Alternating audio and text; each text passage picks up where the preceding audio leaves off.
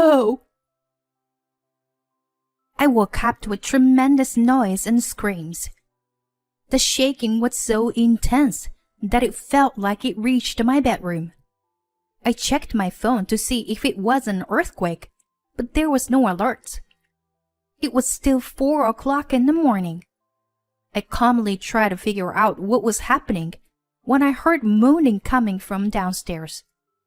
I rushed to the source of the sound and found my mother-in-law collapsed near the staircase, with a wine bottle lying beside her. I quickly understand what had happened. My mother-in-law always looked down on me as an uneducated and worthless daughter-in-law, and she drank until she passed out. She must have slipped on an empty wine bottle, lost her footing, and tumbled down the stairs. While I was in shock, my mother-in-law spoke to me in an intimidating voice. "Hey, what are you doing? You're really useless. Stop dawdling and call an ambulance. Don't you understand the situation? I might have broken a bone. I'm sweating bullets. Hurry up." I panicked and quickly went to get my phone. As I grabbed it, I suddenly realized something. Could it be... My name is Katie. I am a housewife like anyone else. I got married to Tom a few years ago. I met my husband Tim at work. We didn't interact much while I was still at the company, but he approached me when I moved to a different building. We started dating from there, got married, and now here we are. Living with Tim was not flashy, but we were filled with small daily happiness. However, something happened that brought an end to those days. Tim's father, my father-in-law, passed away from a heart attack. He had never had any illnesses before and was in perfect health. No one had expected him to suddenly pass away, so it was a tremendous shock. Tim and my mother-in-law were visibly distressed. I couldn't leave my mother-in-law alone in that state.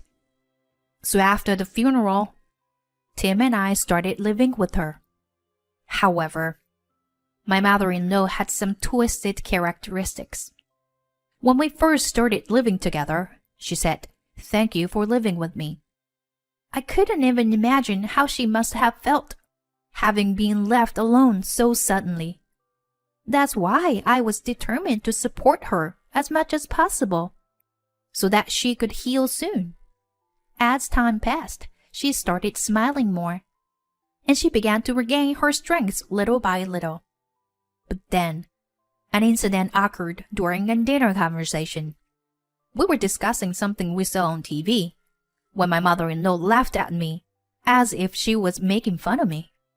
I think it was about some art pieces or something trivial. Apparently, my comment wasn't accurate, and she said, "Oh my, Katie, did you really say that?" "I've heard that some people make mistakes, but I never thought there could be someone who actually did." At the time, we all laughed it off. But later on, my mother-in-law began to pry into my educational background. "What's your highest level of education? Did you study science or humanities? What were your grades like?" To be honest, I only graduated from high school, and my grades weren't particularly outstanding.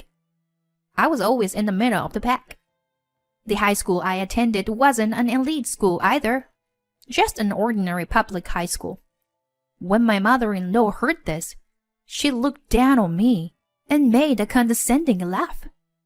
"If only I had asked about your educational background before you got married. Since you were the woman my son brought, I thought you must have graduated from at least a university. But to think you only have a high school diploma." I was a bit annoyed, but I tried my best not to show it on my face and endured it. From what I heard, my mother-in-law as well as my late father-in-law, graduated from a famous university that everyone has heard of. Well, from their point of view, I must have been low educated.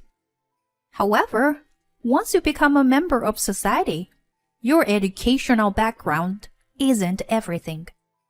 Your character is tested in countless situations. But ever since then, my mother-in-law's catchphrase for me has been, "This is why high school graduates aren't good enough."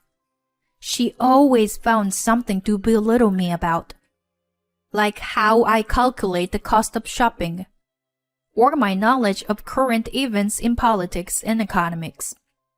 Her criticism about my low education even extended to things like not liking my cooking or how I do my cleaning and laundry.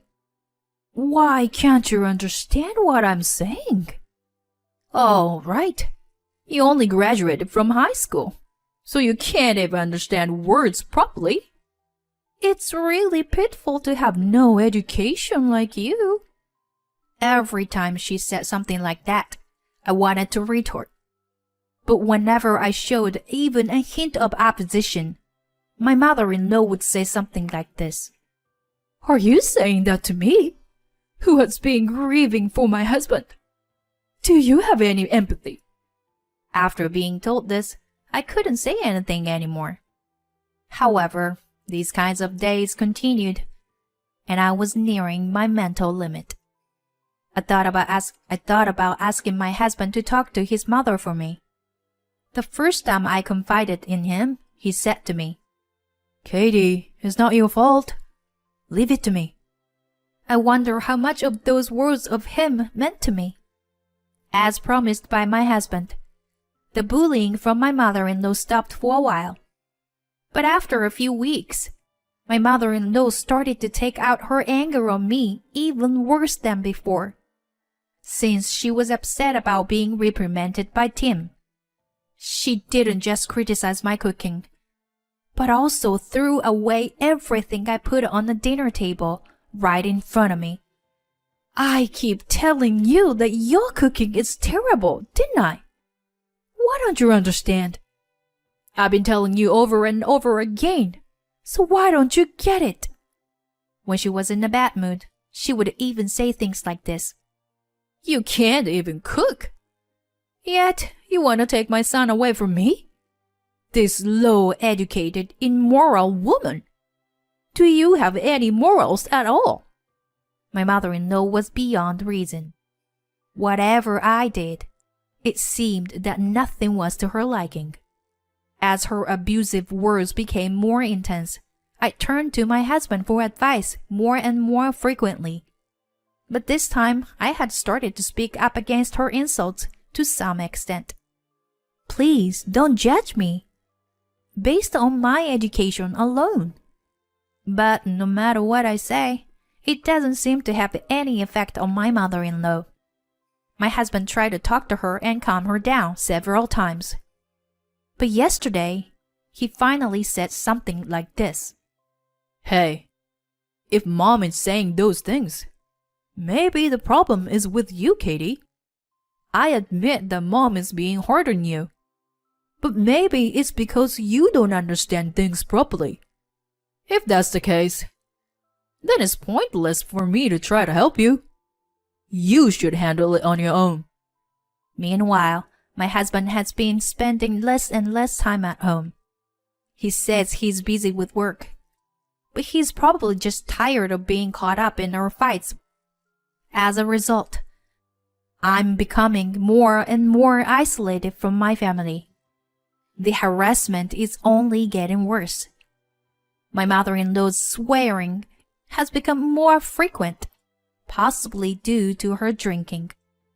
She didn't drink as much when my father-in-law was alive, but now she seemed to be using alcohol to cope with her loss, drinking every day in her upstairs room. I'm constantly being summoned like a servant, being told to bring ice, dispose the empty bottles, and prepare snacks for her drinking sessions. As a result, My sleeping schedule is getting later and later. However, my husband also comes home late at night more often. He smells of alcohol and perfume just like my mother-in-law. Day after day, I'm being bullied by my mother-in-law and abandoned by my husband. And my mental state is finally reaching its limit.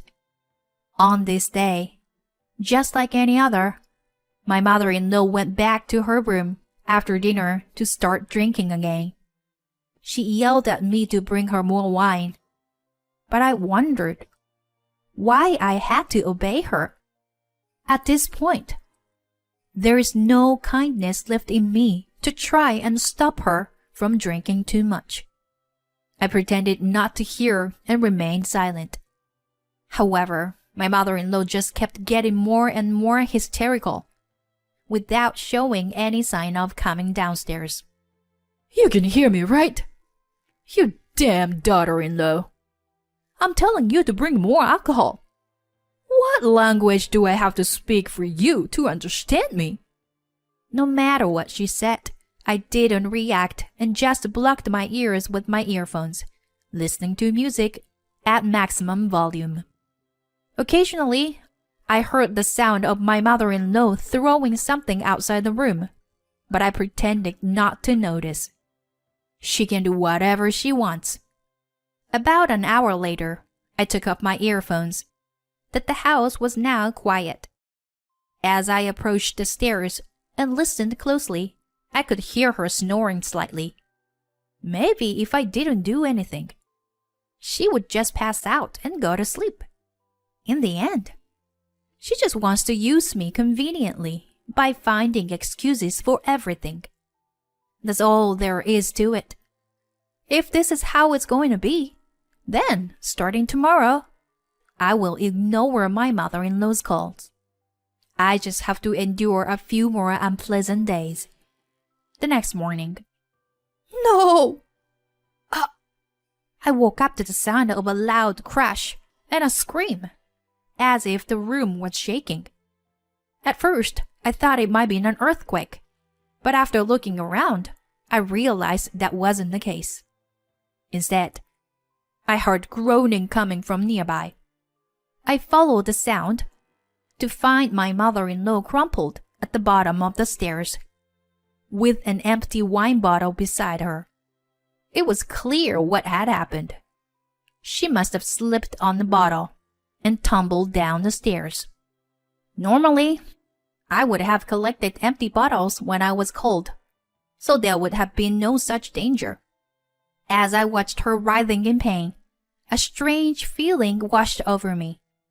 It was as if I felt she was receiving divine punishment. My thoughts were interrupted by her barking orders at me, her tone one of intimidation. Hey, what are you doing? You are really useless. Stop doddering and call an ambulance. Don't you understand the situation?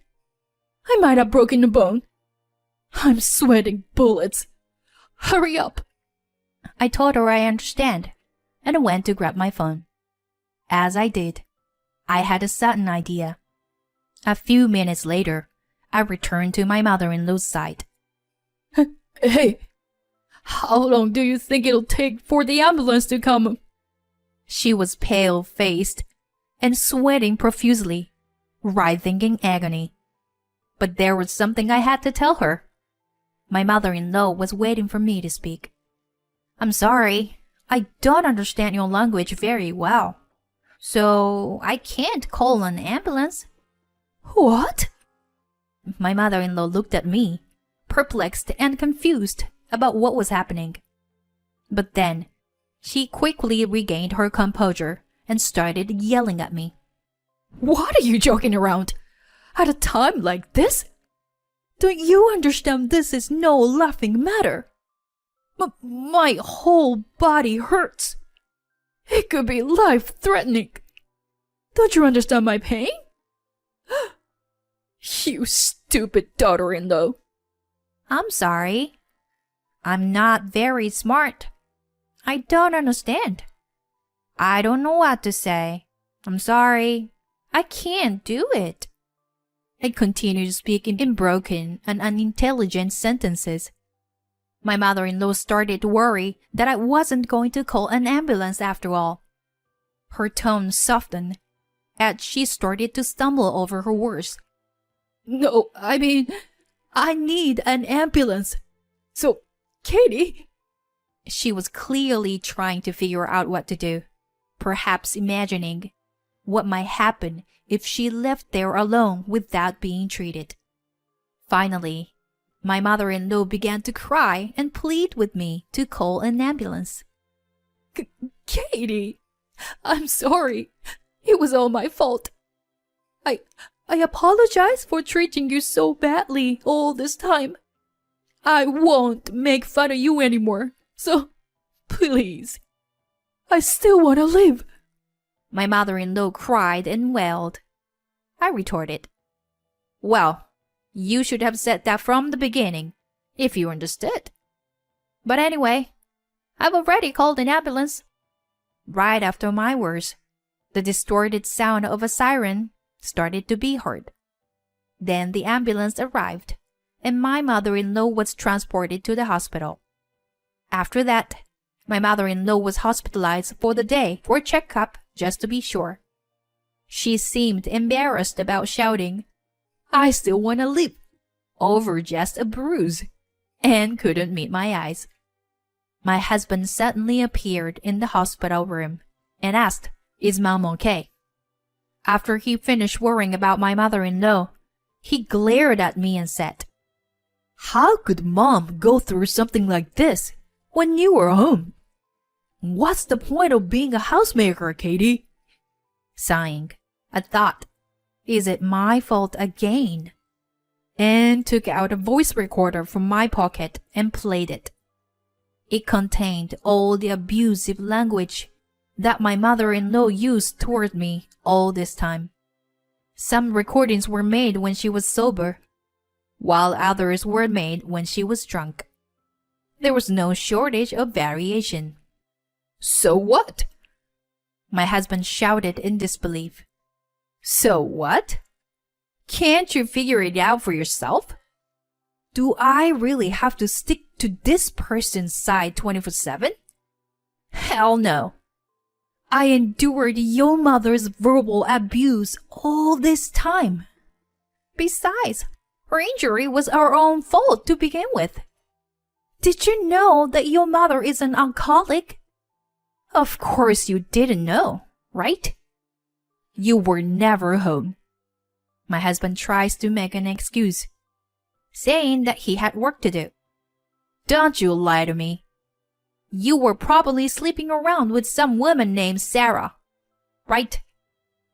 Why do you know that? There is a fool who hardly ever comes home. And even when he does, he reeks of perfume. Are you still telling me he's not cheating? When I became convinced of his infidelity, I immediately hired a private investigator. I already had decisive evidence, including the identity of his mistress and the frequency of their affair. I don't want to hear any more excuses or apologies. All I want is a divorce and compensation. I never want to see you or your mother again. Goodbye. Saying this, I left the hospital. As a postscript, I was able to successfully divorce my ex-husband and even received compensation from his mistress, Sarah. Thanks to a voice recorder that had captured my ex-mother-in-law's abusive language, I was also able to receive compensation from her. As for my ex-husband, he was fired from his job due to his affair with a subordinate.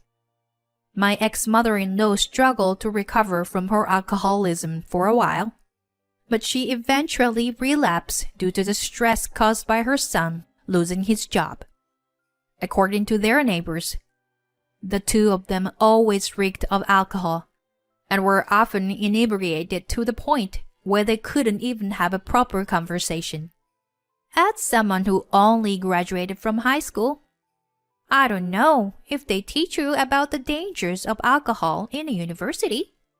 In any case, my experience has made me realize that I need to prioritize a person's character over their educational background when choosing a partner.